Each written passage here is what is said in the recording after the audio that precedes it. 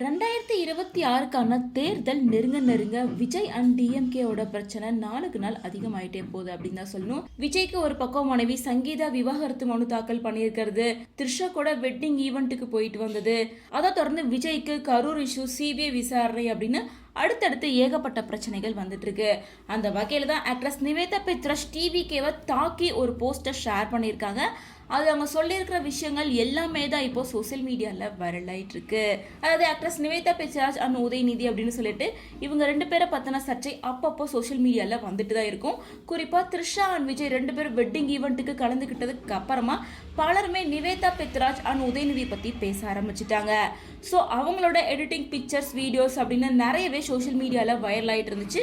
அதுக்கு யாரும் எந்த ரெஸ்ட்ரிக்ஷனும் கொடுக்கல, யாரும் இதை பற்றி பேசவே இல்லை அப்படிங்கிறனால ஸோ நிவேதா ரொம்ப கடுப்பாகி டிவிகேவை தாக்கி ஒரு போஸ்டர் ஷேர் பண்ணியிருக்காங்க. உங்கள் கீழே வேலை செய்கிற ஐடி டீம் பண்ணுற தப்புக்கு தலைவராக இருக்க நீங்கள் தான் பதில் சொல்லணும். எனக்கு தெரியாமல் அவங்க பண்ணிட்டாங்கன்னு சொல்லி நீங்கள் தப்பிக்க முடியாது. அவங்க பண்ணுற ஒவ்வொரு தப்புக்கும் நீங்கள் தான் பொறுப்பு. பின்னாடி போகிறதும் தலைவருக்கு அழகு இல்லை. லாபம் வந்தாலும் நஷ்டம் வந்தாலும் தலைவரோட கணக்கில் தான் வரும். தேர்தல் வர நேரத்தில் உருப்படியாக ஏதாவது செஞ்சு ஓட்டு கேட்காம இப்படி அடுத்தவங்கள பற்றி அசிங்கமாக பேசுறது, பொய் சொல்கிறது ரொம்ப கேவலமான விஷயம். உங்கள் அரசியல் உத்திகள் இவ்வளோ கீழ்த்தனமாக போயிடக்கூடாது. கீழே இருக்கிறவங்க பண்ற தப்பு மேல இருக்க உங்களோட தப்பு தான். அரசியல் பண்றதுல ஒரு தரம் வேணும். இப்போ அது சுத்தமா இல்லை அப்படின்னு சொல்லி ரொம்ப கோவத்தோட டிவிக்கு அந்த விஜயை தாக்கி தான் நிவேதா பெத்ராஜ் இந்த போஸ்ட்டை போட்டிருக்காங்க.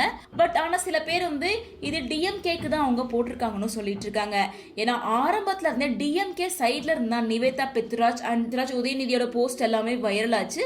ஸோ த்ரிஷாவோட இந்த இஷ்யூ வந்ததுக்கு அப்புறமா தான் டிவிக்கே சைட்லேருந்து உதய் நிவேதாவை ட்ரோல் பண்ணியோ அவங்கள பற்றி பொய்யான விஷயத்தை கிரியேட் பண்ணி போட ஆரம்பித்தாங்க. ஸோ இதனால் ரொம்ப நாளாக பொறுத்திருந்து கடுப்பான நிவேதா பெத்ராஜ் இப்போ ஓப்பன் அப் ஆயிருக்காங்க அப்படின்னு சொல்லிட்டு நிவேதா பெத்ராஜோட இந்த கோவமான ஸ்டேட்மெண்ட் தான் இப்போ சோஷியல் மீடியாவில் வைரல் ஆகிட்டு இருக்கு.